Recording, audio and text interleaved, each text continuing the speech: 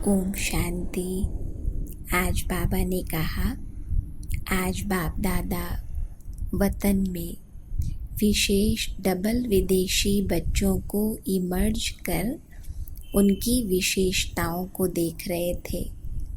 सभी विशेष आत्माएं हैं, तभी बाप के बने हैं, अर्थात श्रेष्ठ भाग्यवान बने हैं। तो विशेष आत्माएं तो सभी हैं, लेकिन नंबरवार तो कहेंगे। तो बाबा ने कहा, विशेष डबल विदेशी बच्चों में बाबा ने दो विशेषताएं मेजॉरिटी में देखी। एक तो स्नेह के संबंध में जल्दी बंध गए हैं, स्नेह की विशेषता है, और इस कारण परिवर्तन शक्ति भी स्वतः ही काम करती है। स्नेह के संबंध में बाप का बनने में, ईश्वरीय परिवार का बनने में विशेष सहयोग दिया है। तो बाबा कहते, जहाँ मोहब्बत है वहाँ मेहनत समाप्त हो जाती है। अगर किसी देहधारी से भी स्नेह होता है तो स्नेह के कारण कुछ भी परिवर्तन करना, उनके लिए कुछ भी त्याग करना कोई बड़ी बात नहीं लगती है। और यहाँ जब बाप के स्नेह का अनुभव होता है तो चाहे पुराने संसार को भूलना हो, पुरानी रीति रस्म को भूलना हो, देहभान को भूलना, ये सब सहज अनुभव होता है। जो स्नेही को पसंद है वही मुझे पसंद है, जो स्नेही ने कहा है वही मुझे करना है। जैसे दिल में जब कोई बात जच जाती है तो हम दिल की ही सुनते हैं, तो इसी प्रकार जब दिल में दिलाराम बाप का स्नेह भर जाता है तो फिर अपने को मोल्ड करना, परिवर्तन करना, ये कोई बड़ी बात अनुभव नहीं होती। तो बाबा ने कहा, वहाँ की रीति रस्म रिवाज सब अलग होते भी एक मान्यता को मानने वाले, एक मत वाले बने हैं। भारतवासियों के लिए तो सहज है, लेकिन विदेश वालों ने इस प्राचीन संस्कृति को, दैवी संस्कृति को जो बाबा ने आकर हमें बताया, उसको श्रीमत के आधार पर जीवन में अपनाया। तो ये विशेषता डबल विदेशियों की देख बाप दादा हर्षित हो रहे थे। तो स्नेह की शक्ति कितनी महान शक्ति है। स्नेह से ही बाप के बने, और जितना हम बच्चों के अंदर भी बाप का स्नेह सदा ही इमर्ज रूप में रहता है। बाबा कहते स्नेह तो है, लेकिन वो सदा इमर्ज रूप में रहे तो फिर सहज जीवन का अनुभव होता है, निर्विघ्न जीवन का अनुभव होता है। फिर योग लगाने की मेहनत नहीं करनी पड़ती, लेकिन ये जीवन ही सहज योगी जीवन बन जाती है।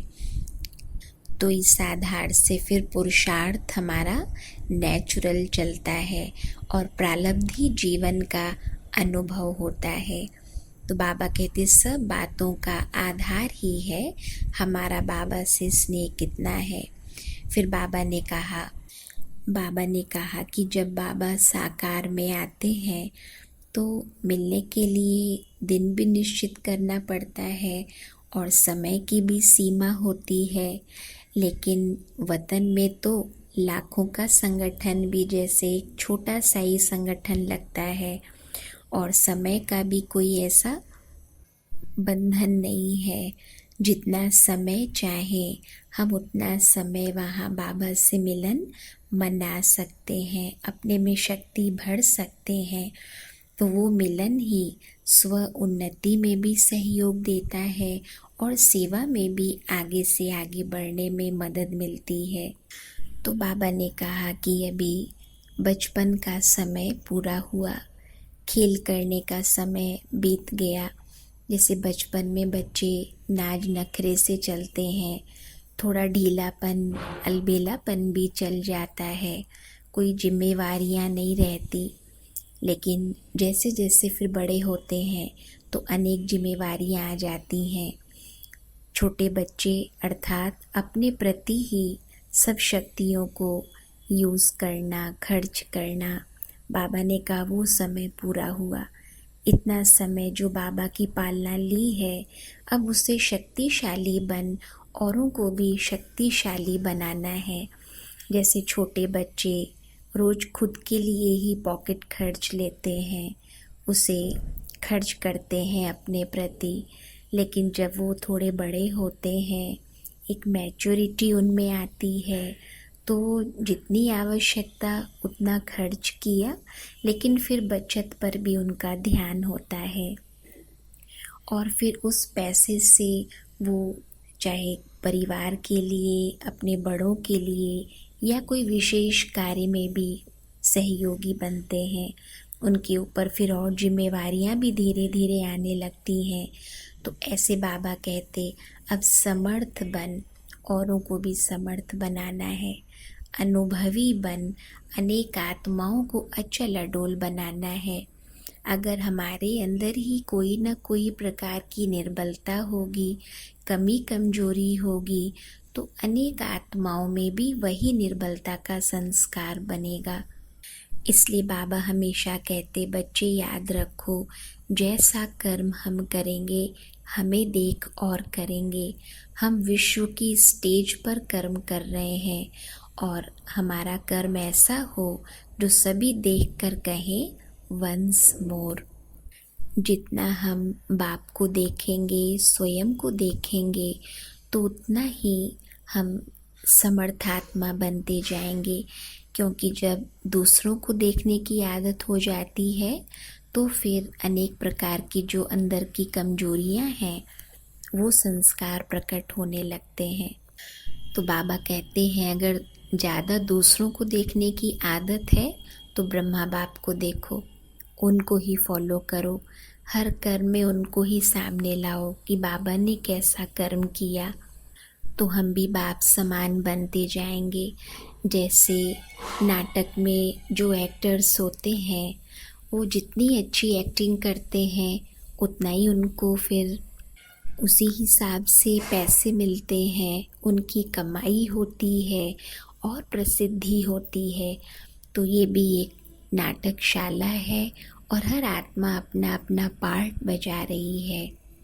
जैसे नाटक में किसी को ऐसा रोल मिलता है कि कोई बहुत ही गलत करता है, लेकिन फिर उनके साथ में दूसरे किसी को ऐसा रोल मिलता है कि वो अपनी अच्छी भावना से, अपने अच्छे व्यवहार से उनको भी बदल देते हैं, उन्हें भी अपना बना लेते हैं।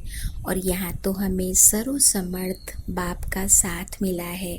तो बाबा कहते, खुद को भी इतना समर्थ बनाओ और अनेक जो निर्बल आत्माएं हैं, जो शक्तिहीन आत्माएं हैं, उनमें भी बल भरते चलो। और विशेष बाबा ने आज 3 बातों के ऊपर अंडरलाइन कराया कि एक तो जितनी खुशी अभी है, जितना उमंग अभी है, उससे और भी अधिक पदम गुणा अपनी खुशी को बढ़ाते चलो। क्योंकि जहाँ खुशी है तो वहाँ पर कोई भी प्रकार की समस्या, माया का तूफान ठहर नहीं सकता है। और दूसरी बात बाबा ने सुनाई कि जो भी कमी कमजोरी बाबा को एक बार दे दी, तो उसे फिर स्वीकार नहीं करना है, संकल्प में भी उसकी स्मृति न आए। और तीसरी बात बाबा ने सुनाई कि कभी भी अपने संस्कार से या औरों के संस्कार से या वायुमंडल की हलचल से दिल शिकस्त नहीं होना। कई बार कोई अपनी ही कमी ऐसी होती है जिसके कारण उदासी आ जाती है कि इतना पुरुषार्थ करने पर भी वो दूर नहीं हो रही है। तो बाबा कहते, वो भी उसके लिए भी ज़्यादा नहीं सोचना है। कोई भी बात हुई, कोई भी ऐसा कुछ हुआ, तो हिसाब किताब पूरा हुआ। बाबा अपने बच्चों के साथ हैं, सदा सहयोगी हैं, इसलिए किसी भी बात की ज़्यादा सोच नहीं करनी है, किसी बात का ज़्यादा चिंतन नहीं करना है। बाप को सुनाकर हल्के हो जाना है। सदा ही बाबा के साथ कंबाइंड होकर के रहना है और कभी भी दूसरों के संस्कार से भी हमको परेशान नहीं होना है। और कोई भी बात ऐसी हम सुनते हैं, देखते हैं, तो बाबा कहते उसका भी असर हमारे ऊपर ना हो। और जिनको व्यर्थ संकल्प ज़्यादा चलते हैं तो बाबा ने कहा कि 2-4 बार मुरली पढ़ो, मनन करो। जितना ही शुभ संकल्पों का स्टॉक जमा होता जाएगा उतना ही व्यर्थ दूर हो जाएगा। जैसे जब बीमारी ज़्यादा बड़ी होती है, कमज़ोरी ज़्यादा होती है, तो फिर डॉक्टर भी एडमिट करते हैं और फिर अपनी केयरिंग में रखकर जो रेगुलर ट्रीटमेंट देनी है, जो मेडिसिन चलानी है, वो कंटिन्यू चलाते हैं। तब फिर हमारे अंदर वो रिकवरी आती है। तो ऐसे बाबा भी कहते, जब मन बहुत व्यर्थ सोचने से भारी हो जाता है, आत्मा की शक्ति बिल्कुल क्षीण हो जाती है, तो बहुत खालीपन का अनुभव होता है। तो इसलिए जब हम अपने को जैसे आइसोलेट कर लें, अभी भी जैसे जो समय चल रहा है ऐसी इन्फेक्शन वाली बीमारी, तो हम दूसरों के भी संपर्क में नहीं आते हैं और एकदम आइसोलेट हो जाते हैं, प्रिकॉशन में रहते हैं, मेडिसिन लेते हैं, अपनी केयरिंग में रहते हैं, तो फिर थोड़े समय के बाद हम हेल्दी हो जाते हैं। तो बाबा भी कहते, विरत संकल्प के कारण आत्मा जब कमज़ोर होती है तो जितना ही हम ज्ञान का शक्तिशाली भोजन करेंगे तो कोई ना कोई मुरली की ऐसी पॉइंट बुद्धि में बैठ जाएगी, फिर उसके असर से हमारे अंदर हल्कापन आता चला जाएगा। बाबा की मुरली जो ज्ञान रत्नों का भंडार है, शुद्ध संकल्पों का खजाना है, तो बार बार वो शुद्ध संकल्प अंदर जाएंगे तो आत्मा की कमजोरी दूर हो जाएगी। फिर आज बाबा ने वरदान दिया कि अपने रूहानियत की स्थिति से सेवा केंद्र के वातावरण को ऐसा रूहानी बनाओ जो आने वाली आत्माएं हैं वो बहुत थकी हुई, उन्हें सहज उन्नति का अनुभव हो। स्वयं भी सहज पुरुषार्थी बनो और औरों को भी बनाओ। कोई भी इस सेवा केंद्र में आए तो यहाँ के वातावरण से ऐसा अनुभव हो कि ये स्थान सहज उन्नति का स्थान है। तो जितना ही हमारी स्थिति व्यर्थ मुक्त होगी, कमजोरी, अलबेलापन, ढीलापन, इन सब बातों से जितना हम मुक्त होंगे और जितना ही ज्ञान योग की शक्ति हमारे अंदर होगी, उतना ही अपनी स्थिति से, हमारे वाइब्रेशन से उस स्थान का वातावरण भी ऐसा चार्ज हो जाएगा जो कैसी भी दुखी, अशांत, परेशान आत्मा वहाँ आकर थोड़े समय में बहुत ही शांति और सुकून का अनुभव करेगी। तो फिर उन सब की दुआएं भी हमको मिलेंगी, क्योंकि बाबा कहते अगर इतना समय बाबा की पालना लेकर भी हमने अपने को ऐसा समर्थ, शक्तिशाली नहीं बनाया, वातावरण को भी शक्तिशाली नहीं बनाया और आने वाली आत्माओं को भी वो प्राप्ति नहीं हुई, तो इसका भी बोझ हमारे ऊपर आ जाता है।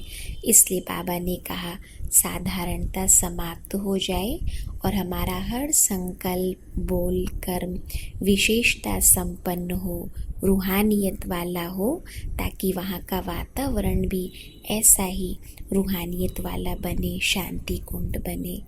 आज का स्लोगन, वरदानी मूर्त बन, सबको शुभ भावना और शुभकामना का वरदान दो। जड़ मूर्ति इतने समय से वरदान दे रही है, तो बाबा कहते हम भी इतना सहनशील होकर, धैर्यवान होकर सबके प्रति वरदानी मूर्त बन जाएं।